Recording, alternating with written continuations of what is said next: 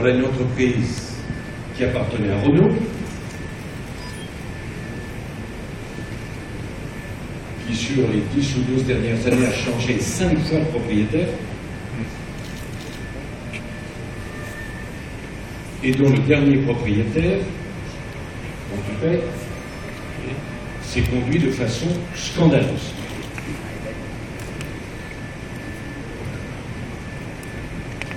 On ne peut pas imaginer pire. Ils ne sont pas conduits comme des chefs d'entreprise, ils sont conduits comme des prédateurs, et vous avez bien fait de refuser la proposition scandaleuse qui vous était faite.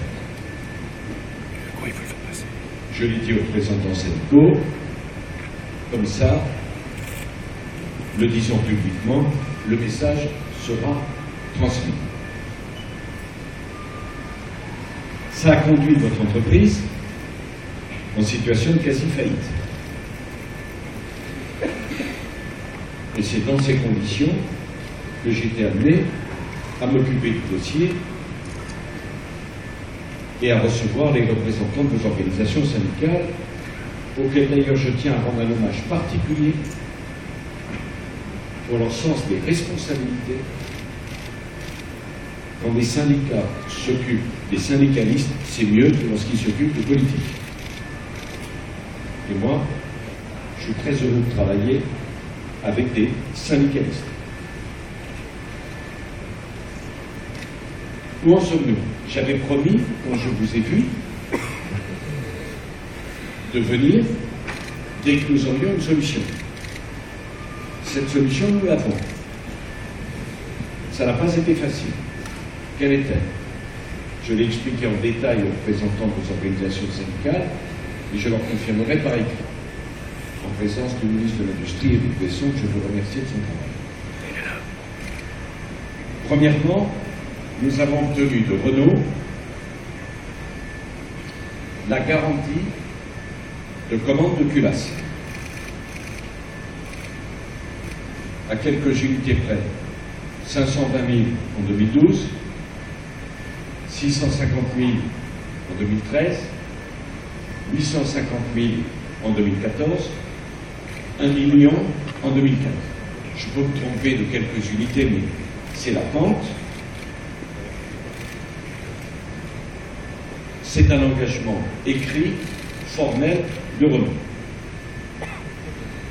Je veux que chacun réfléchisse à ça. Il n'y a pas beaucoup d'entreprises qui sont sûres d'un chiffre d'affaires jusqu'en 2015.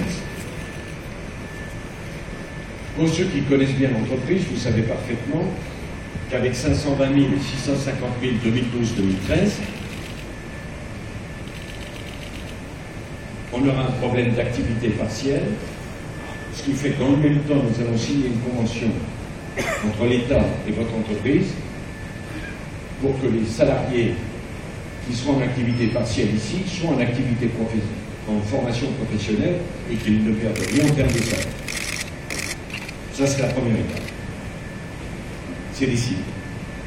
Deuxième étape, nous avons obtenu de Renault que Renault investisse 19 millions d'euros dans l'entreprise parce qu'il y a des investissements à faire et parce qu'il y a des problèmes de trésorerie et de perte. Troisième étape, nous allons investir nous-mêmes au titre de la réindustrialisation 8 millions d'euros parce qu'il faut que je vous dise, pour garantir les commandes de culasse aux fonderies du Poitou, Renault va relocaliser les activités qui étaient parties en Bulgarie et au Royaume-Uni. Et par ailleurs, nous sommes en discussion avec le repreneur de notre entreprise. C'est le tribunal qui doit décider. Je parle sous le contrôle de l'administratrice judiciaire qui d'ailleurs fait un travail remarquable, que je connais parce que j'ai déjà fait le travail dans le dossier Petroplus, comme dans le dossier Cernan. Le tribunal, vraisemblablement, donnera priorité au dossier de Saint-Jean-d'Industrie. Nous soutenons ce dossier. Nous le soutenons d'autant mieux que nous allons investir par le Fonds de modernisation automobile 12 millions dans Saint-Jean-d'Industrie pour les aider à reprendre votre entreprise. C'est dire que nous y croyons. Saint-Jean-d'Industrie, il faut que vous sachiez une chose. C'est une entreprise de la région lyonnaise, familiale, qui emploie 1500 personnes, qui est un équipementier automobile, donc c'est un industriel qui est dans l'automobile et qui a à mes yeux un atout très fort, c'est qu'ils ont 70% de leurs ventes à l'export.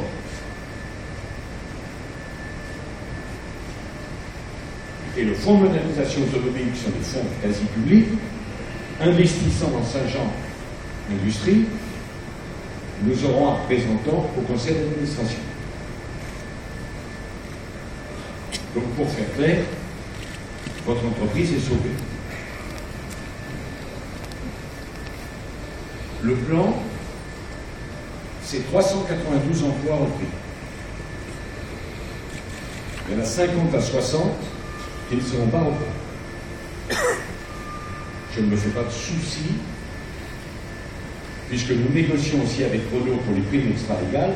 Il peut y en avoir parmi vous certains qui veulent arrêter. Il peut y en avoir. C'est pas à moi de discuter, c'est à vous. On prend 392 personnes, il y a 50 ou 60 d'entre vous qui peuvent préférer prendre le prix et s'arrêter. L'expérience que j'ai de ces situations, qui est grande, montre qu'il y a toujours des salariés, pour des raisons qui leur appartiennent,